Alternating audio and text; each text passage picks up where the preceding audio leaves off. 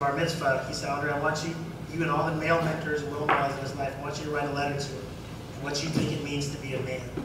And it kind of staying in that same theme of men for others, I wanted to read this letter very quickly to you because, you know, I read this letter before I prepared this speech, and I thought about it, like, to me, I would much rather just read this letter than sit down, because to me, this is my heart.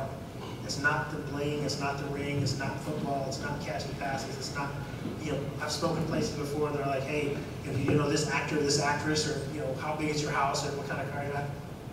That's all vanity. Book of Ecclesiastes talks about vanity under the sun. That's all vanity. That's not who I am. It's not my heart. I want to read this letter in closing. It says, Elijah, this is truly an exciting time for you, one I'm sure that is filled with anticipation, uncertainty, and wonder, which are all natural. The symbolic day is one of transformation, from that of a boy to a man, a distinction that carries a lot of responsibility, and a title that I feel is not a right, but is truly earned.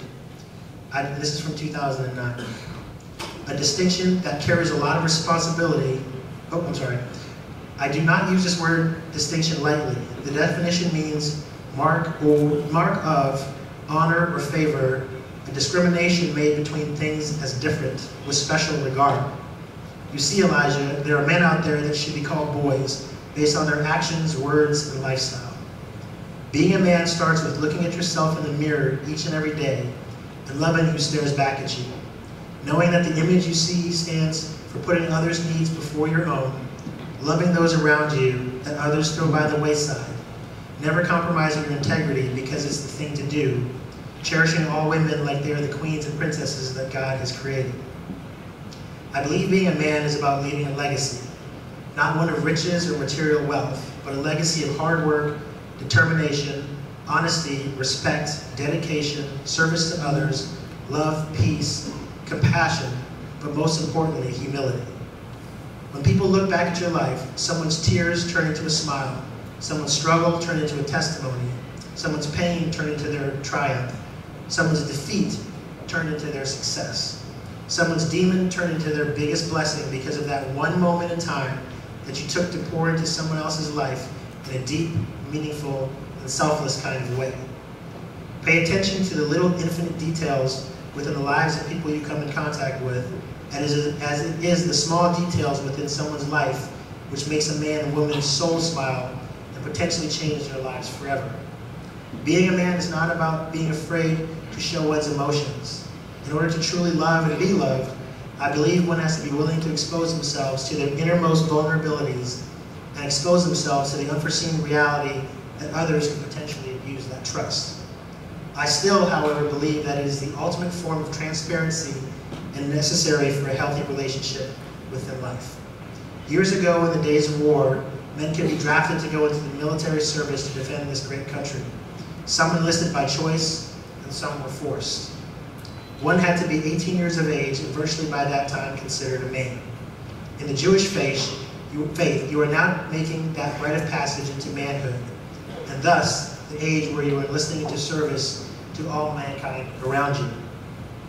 You are now a soldier. You are a soldier in the army of God, and it's time for you to start your journey that will one day be considered your legacy. I pray that you leave this place in a better state in which you found it. The way to do that is to seek first His kingdom and His righteousness, and to remember that a man's character is like that of film. It is developed in the dark, away from the eyes of others. In your life as a man, you will have two choices: to allow others to rub off on you, or to allow your life and the way you live it to rub off on those around you.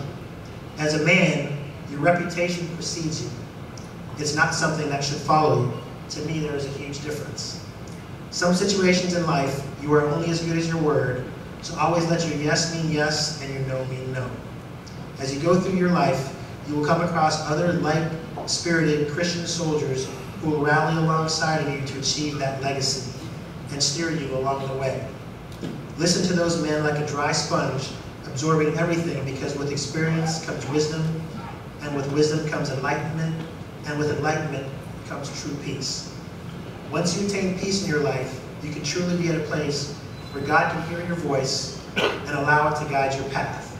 And please always remember, when you find yourself in the trials and adversities of life, that each and every man in here today are soldiers who will stand with, for, and next to you for all the days of your life.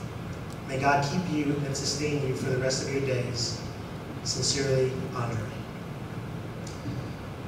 So once again, this is the call to action to all the young men in this room. And I heard this not too long ago. God is more concerned with your availability than he is your ability. When I started this homeless ministry, it started off with about 2,500 items, 5 volunteers, and that was it. We just went out and said, you know what, we want to give these people a voice, we want to hold their hand, we want to hug them, and we want to give them hope. That's it. That was our only agenda. And now, it's grown into something that only God could have done. And I don't take any credit to that. But once again, this is a call to action. And I hope and I pray that each and every person that came in here and walked in here tonight leaves different than when they came in. But don't wait. Like that learn, earn, return, start returning now, because it's mandated by God. So it's completely been a complete honor and a privilege to be here. I'm so grateful, I'm so thankful. And God bless you all. And you know, Steve Matesnik, it's another one that's helped out. Nick, they all have my phone number. If I can do anything for any of you guys in this room, please feel free to call, because I'd love to reach out to you guys. So thank you and God bless.